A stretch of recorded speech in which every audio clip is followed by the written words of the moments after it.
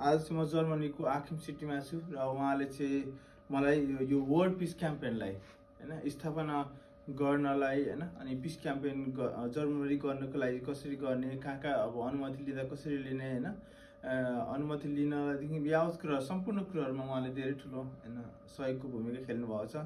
साथै हामी जस्तो धेरै इमिग्रेसनहरूलाई चाहिँ उहाँले चाहिँ गाइडलाइन अनि सपोर्ट अनि हेल्प सबै कुराहरू गर्नुहुन्छ। उहाँ चाहिँ रेड क्रसमा होइन कार्यरत हुनुहुन्छ होइन, ड्रोइज रोथ क्रुज भन्छ। सो उहाँलाई सम्मान स्वरूप चाहिँ होइन उहाँको सपोर्ट उहाँको चाहिँ जुन एउटा काम छ त्यसलाई सम्मान स्वरूप चाहिँ म stand for world peace and humanity फाउन्डेसनबाट चाहिँ उहाँलाई एउटा सम्मान स्वरूप यो मोमेन्टो दिन चाहन्छु। So first of all I want to give you this is our respect, yeah. So this is for you, sir. So you don't need to, but thanks a lot. Okay. Yeah.